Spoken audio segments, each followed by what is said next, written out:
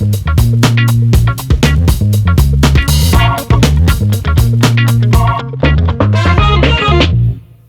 tout le monde.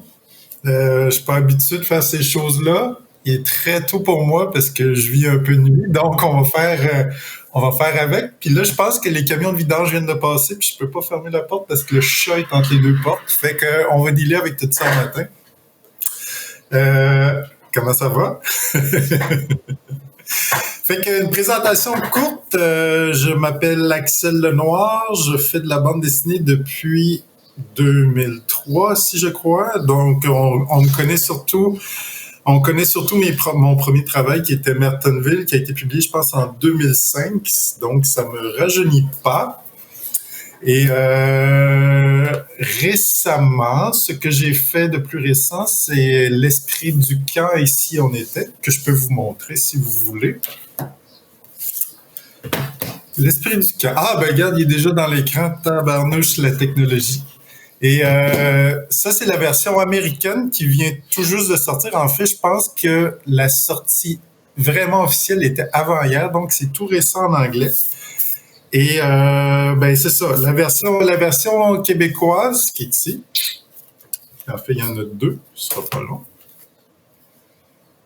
Yeah. Bon, si jamais vous les connaissez pas puis vous les cherchez, là, c'est normal que ce soit écrit Falardeau Picard parce que j'ai changé le nom.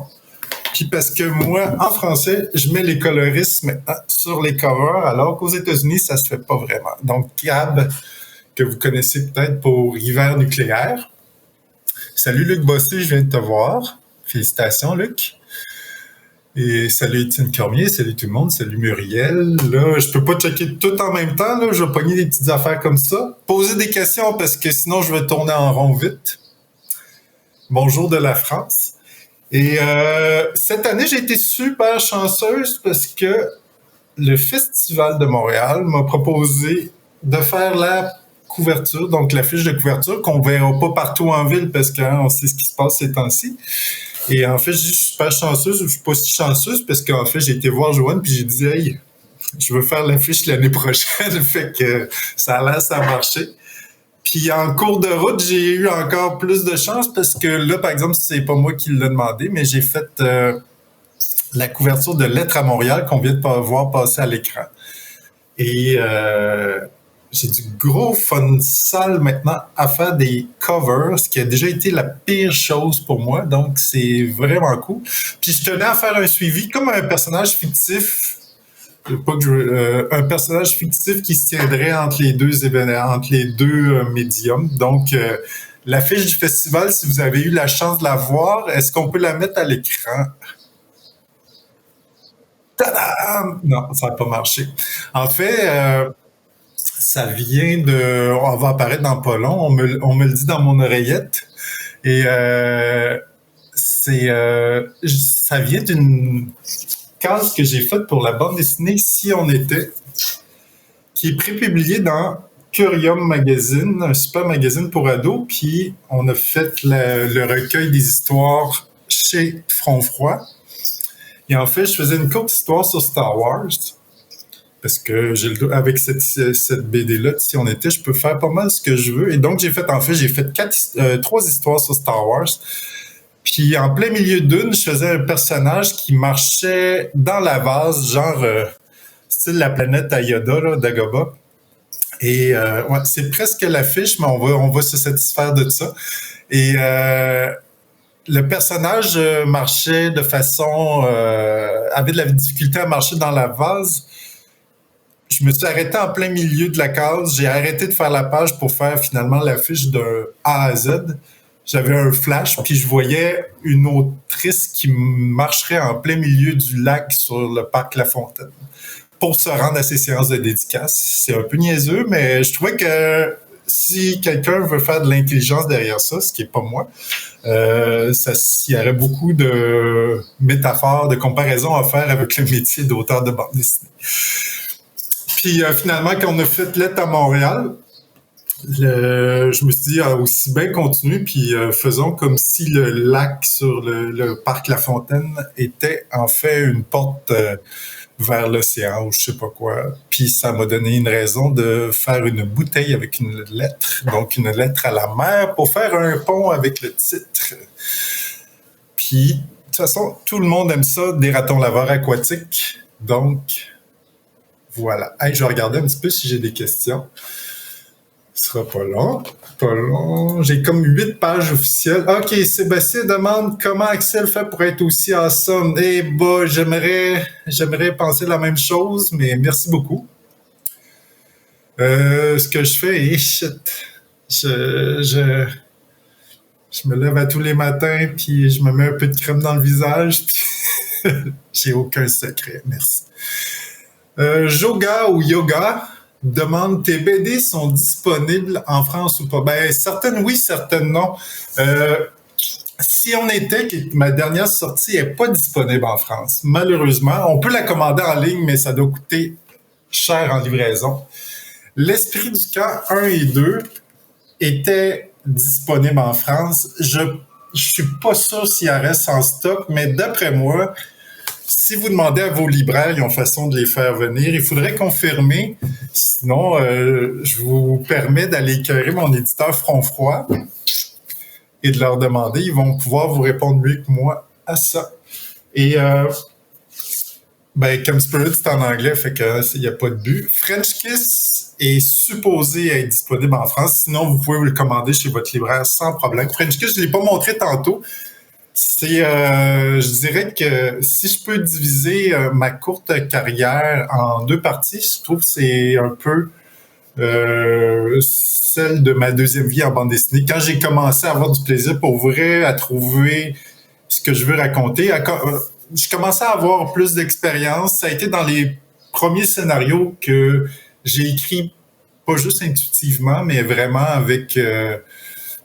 en faisant de la réécriture, en effaçant, en essayant de faire le meilleur récit possible. Donc, French Kiss 1986, qui fait un pont finalement avec Chem Spirit, qui est l'esprit du camp. Parce que c'est deux histoires. Elle se passe en 86, elle se passe en 94. Les deux, je les ai imaginées dans ma région natale, qui est dans le Bas-Saint-Laurent, qui est le Témiscouata. C'est pas vraiment dit dans les livres. Mais fait que ça se passe en nature. C'est des jeunes du primaire, l'autre c'est des adolescents. C'est des, comme on dit en anglais, des coming of age, donc des récits initiatiques. Donc ça parle d'amour, ça parle de difficultés rencontrées à l'adolescence, à l'enfance. Et ça parle beaucoup de niaiseries, de cocottes lancées dans la face des gens et de pénis de castor. Désolé, mais ça parle de pénis de castor. Donc, mes BD, même si je pense pas que c'est de l'humour... c'est pas de l'humour...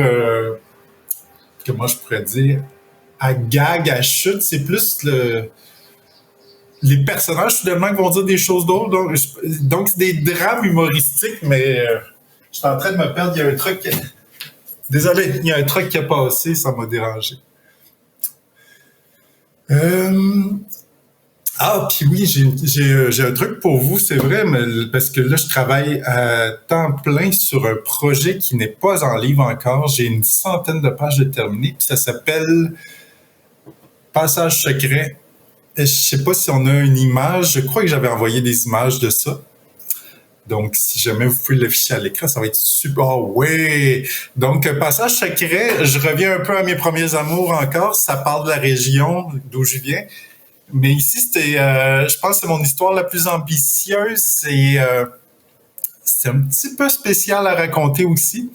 Parce que comme les gens, beaucoup savent, avant mes livres étaient signés Michel Falardeau, maintenant ils sont signés Axel Lenoir. Puis la raison est simple, c'est parce que j'ai changé de nom, parce que j'ai fait une transition. Et suivant l'année de ma transition, pour avoir gardé ce monstre-là caché, je veux dire, cette bête qui me ravageait parce que je la garde en dedans, aussi longtemps. La première année, en fait, je voulais juste parler de ça, je pensais juste à ça. Mes amis étaient plus capables de m'entendre parler de ça. Et donc, je voulais faire un livre là-dessus. Mais tu sais, ça passe, hein, puis je pense plus à ça à cette heure, puis j'ai plus le goût de temps de faire un livre là-dessus. Fait que à la place, j'avais quand même, je trouvais, j'avais un besoin d'en parler, mais vraiment pas d'en parler directement. Je voulais amener ça de façon super naturelle. Je pense que les gens qui me suivent dans mes livres savent que j'essaye pas de rentrer des choses de force dans la... Et que ça sonne bizarre. En tout cas, de forcer des sujets à mes lecteurs. Si je parle d'un sujet d'actualité ou quelque chose de sensible, ça va venir naturellement, c'est pas imposé par l'auteur, c'est que ça fait partie de la vie des personnages. Et donc là, j'ai décidé de raconter ma vie en commençant en 1985, donc c'est assez ambitieux. Mais l'affaire, c'est que j'avais peur de tomber dans l'autocomplaisance, donc de raconter des choses qui me font juste rire moi puis qui me plaisent juste à moi. Et pour éviter ça, j'ai décidé de raconter en fait ma vie si j'étais née fille. Donc, et pour rajouter un niveau de complexité, ça se passe donc dans un univers parallèle où je serais née fille et que je serais devenu aussi auteur de bande dessinée. Donc, c'est finalement Axel de l'autre univers qui raconte sa vie et qui fait de la bande dessinée aussi. Et dernier degré de complexité, c'est du strip à l'américaine, mais je vais souvent déborder et le quotidien va se mixer à du fantastique pour devenir une manière jusqu'à une échelle cosmique. Donc, ça doit paraître peut-être un petit peu n'importe quoi comme ça, mais ça fait du sens parce que j'y crois fort. Puis de toute façon, j'ai beaucoup de relecteurs, quelques relecteurs, relectrices qui l'ont lu, puis il paraît que ça marche. Fait que ça, comme c'est sur l'affiche, c'est marqué, ça va commencer sur Patreon cet été. Mon Patreon est déjà ouvert. Je mets des sketchs préparatoires, des recherches, des trucs comme ça. Puis aussi tout ce qui est parce que je travaille sur plein de choses en même temps. Donc, je vais mettre des trucs de si on était, les covers que j'ai faits. Et il y a beaucoup, beaucoup de matériel exclusif. Donc, si jamais vous êtes intéressé à suivre cette série-là, ça commence cet été. Je vous donne pas une date exacte parce qu'il me reste une trentaine de pages à faire avant d'avoir un assez gros buffer pour pouvoir commencer. Je pense que je suis un petit peu anxieuse parce que je me suis donné un jeu de 150 pages d'avance qui est genre un an de publication. Mais ça va permettre qu'il n'y ait pas de coupure lors de la publication.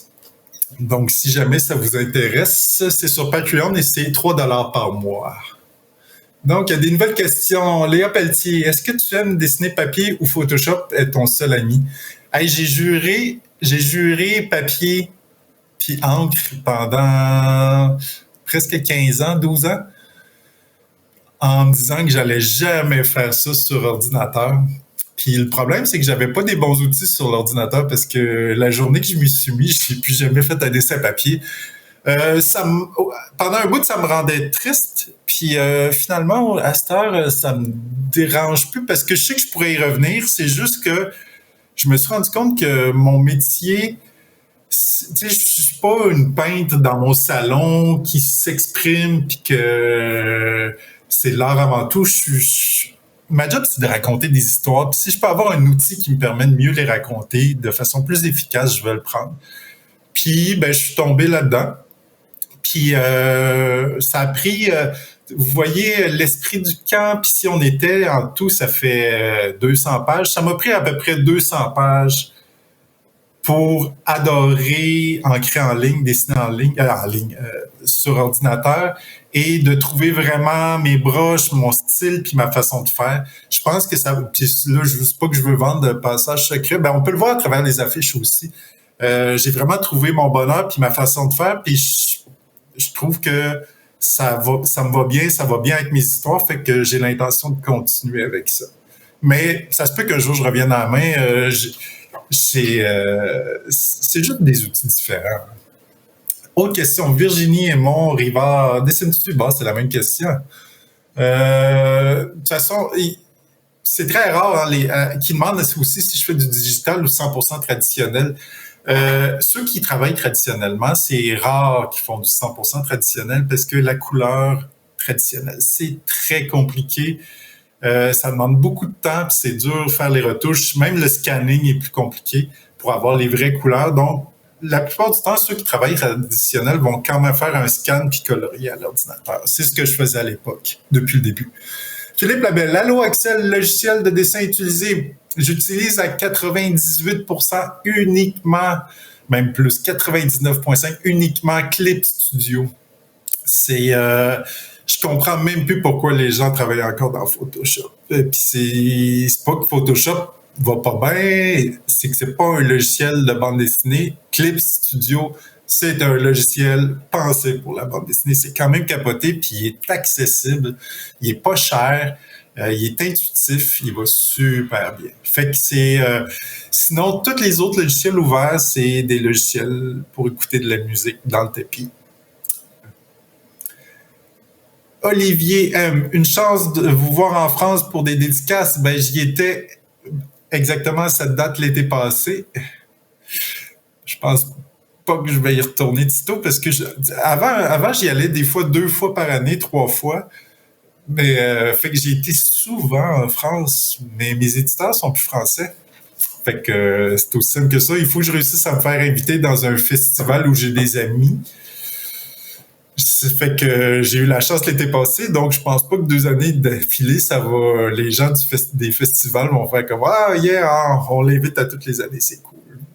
Mais avec plaisir, suivez-moi ces réseaux sociaux, fait que si jamais ça arrive à nouveau, je vais vous le dire, c'est sûr, sûr, sûr. Gabriel Jeté, question hors BD, quel est ton groupe de métal favori? Ah, c'est compliqué cette question-là. Bon, déjà le métal, je trouve que c'est un terme qui est très vaste parce il y a plus de métal que j'aime pas que j'aime. Je suis beaucoup dans le doom, dans le stoner, dans le psychédélique. Donc ça pourrait être un peu tous des petits enfants de Black Sabbath. C'est un site, j'écoute beaucoup, beaucoup, beaucoup de Monolord, un groupe, si je me trompe pas, norvégien, et qui font des riffs très, très lents. Et sinon, vite de même, Blackwater Holy Light, qui est un groupe de filles qui est américain, qui est fantastique. C'est beaucoup plus soft, mais c'est aussi dark et j'adore ça. Mais eux autres sont beaucoup plus pop. Sinon, je sais pas. Hier, j'écoutais du Sleep puis j'adore Sleep. J'aime les chansons de 20 minutes qui vont au ralenti, qui se répètent puis qu'à un moment donné, t'as l'impression d'être en transe. Tu parlais... Ah, et si jamais vous voulez voir ce que j'écoute comme musique, allez sur Bandcamp puis cherchez Axel Lenoir. Vous allez voir, j'ai genre 70 albums là-dessus que j'écoute en loop. Fait que ça va être vraiment facile de voir ce que j'écoute et de voir aussi mes plaisirs coupables. Tu parlais de Secret Passages, donc passage secret. Est-ce que c'était thérapeutique d'une certaine façon d'avoir raconté cette histoire, cette version de toi, ou c'était rough de prendre le crachoir? À base, je pensais que ça allait être thérapeutique et drôle. Et finalement, ça s'avère d'être un peu une malédiction parce que je suis quelqu'un qui a énormément de mémoire en temps normal et je pensais pas que de travailler là-dessus réveillerait tant de souvenirs enfouis. Bon, j'ai pas un traumatisme caché. Le plus grand traumatisme caché, c'est d'avoir grandi en essayant d'être un petit gars tough toute ma vie. Mais ça a réveillé plein d'affaires. Ça a fait des liens entre les choses. Et je continue parce que là, j'ai une centaine de pages de fait. Je dois avoir pour 300 pages d'écrit, mais ça va être une histoire très, très longue, j'ai l'impression. Si je le fais jusqu'au bout, ça va être des milliers de pages. Fait que c'est mieux d'être bon. Mais non, c'est autant que il y a des plaisirs à raconter des choses là-dedans. Il y a beaucoup de tristesse et de nostalgie. Puis là, mon chat crie dans la fenêtre. Donc, désolé. Fait que j'ai quand même décidé d'embrasser ça et de plonger là-dedans à 100%. Fait que je pense que même si c'est rough, ça va me faire grandir. parce que c'est rare qu'on ait la chance de travailler à temps plein à réfléchir sur son passé. C'est vraiment une drôle d'expérience. Puis, ouais, non. Déjà qu'être auteur, c'est fucké parce que, tu sais, je veux dire, on est avec nous-mêmes, puis soit qu'on imagine nos fantasmes au sens large, là. Je fais pas de porn. Et donc, c'est beaucoup axé sur nous-mêmes, mais là, c'est vraiment un gros level de plus. Fait que l'introspection est assez intense. Je vais vous avouer que j'ai eu des journées très, très bof avec ça, avec ce projet-là, mais de- ce qui est, ce qui est étrange, parce que je montre beaucoup mes pages à Cab, qui est une de mes meilleures amies. Euh, elle est au courant parce qu'elle voit le ton. C'est que c'est vraiment drôle, cette histoire-là, en passant. Je sais que ça sonne comme un drame, mais moi, je le raconte de façon super humoristique. Mais c'est vraiment un drame. C'est vraiment pas drôle, l'histoire de fond. Puis pourtant, c'est juste des gags. Fait que, pour vrai, attendez de voir mon petit frère là-dedans. Je pense que je tiens mon meilleur personnage à vie. Je l'avais déjà mis dans French Kiss, une version de lui qui s'appelait Bébé Lafleur à l'époque. Et dans Passage secret, je pense qu'il va battre des records.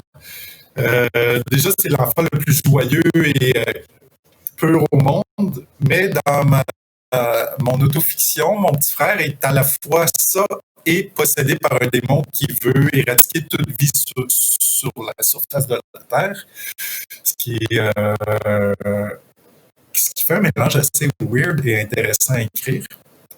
C'est ça, je me rends compte, j'ai oublié de vous parler de choses. C'est ça, dans l'univers d'Axel Fay, il y a un peu plus de fantastique. Son confident sera un fantôme. Et ses parents, donc mes parents, dans cet univers-là, sont des extraterrestres.